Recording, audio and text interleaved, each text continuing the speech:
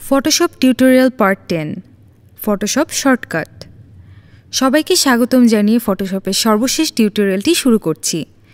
আজ আমরা অত্যন্ত গুরুত্বপূর্ণ এবং বহুল ব্যবহৃত কিছু ফটোশপ শর্টকাটের সাথে পরিচিত হব।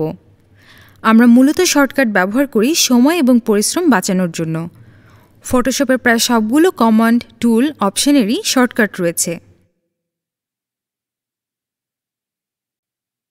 অল্টার কি একবার চাপলে আমরা মেনু বারে মেনুগুলোর নিচে ছোট একটা আন্ডারলাইন দেখতে পাবো, যেটা নির্দেশ করছে কিবোর্ডের ওই লেটারটি চাপলে আমরা ওই মেনুটিতে প্রবেশ করতে পারবো। মেনুটি ওপেন হবার পরে ড্রপডাউন লিস্টের সাবমেনুগুলোর নিচে একই রকম ছোট আন্ডারলাইন পাবো। কিবোর্ডের ওই লেটারগুলো চাপলে আমরা সাবমেনুটিতে প্রবেশ করব।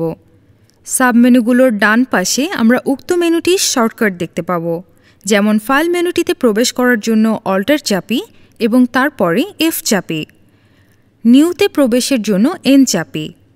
নিউ ডায়লগ বক্সটি চলে আসবে। নিউ এর পাশে কন্ট্রোল এন দিয়ে শর্টকাট লেখা আছে, তার মানে আমরা কন্ট্রোল এন চাপলে সরাসরি নিউ ডায়লগ বক্সটিতে চলে আসব। ঠিক একইভাবে কন্ট্রোল এন চেপে আমরা ইমেজ অথবা ডকুমেন্ট ওপেনের শর্টকাটটি ব্যবহার করতে পারি। কন্ট্রোল পি চেপে আমরা ফটোশপ প্রিন্ট সেটিং ডায়লগ বক্সটি ওপেন করতে পারি। কন্ট্রোল এস চেপে ফটোশপ ডকুমেন্ট সেভ করতে পারি। টুলের শর্টকাট জানতে টুলবক্সের যে কোনো একটি টুলের ওপর মাউস পয়েন্টার নিয়ে গিয়ে মাউস কার্সারটি আর নাড়াচাড়া না দিয়ে কিছুক্ষণ রেখে দেই। টুলটির নাম এবং শর্টকাট শো করবে, যেমন ল্যাসো টুলের এল শর্টকাটটি প্রদর্শিত হলো। তার মানে কিবোর্ডে এল কি চাপলে আমরা ল্যাসো টুলটি সিলেক্ট করতে পারবো।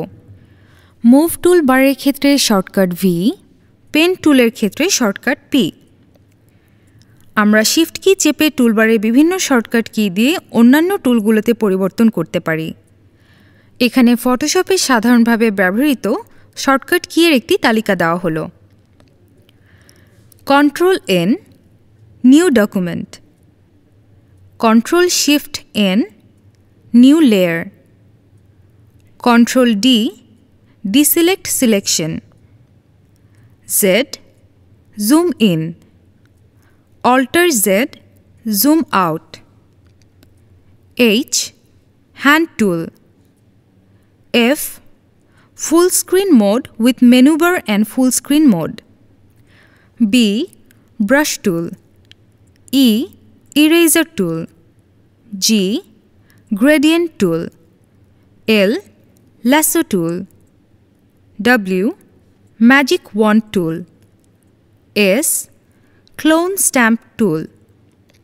J, healing brush tool. A, direct selection tool. Control Shift S, save as. Control S, save. আমাদের করণীয় হলো ফটোশপের এই শর্টকাটগুলো মনে রাখা। এতে করে অল্প পরিশ্রমে অনেক মেনুয়ের ভেতরে না ঢুকেই কাঙ্ক্ষিত অপশনটি অ্যাপ্লাই করা যায়। প্রতিদিনের অনুশীলন আপনাদের ফটোশপের সাথে পরিচিত করে তুলবে এবং আপনার দক্ষতা বাড়াবে। সবাই ভালো এবং সুস্থ থাকবেন।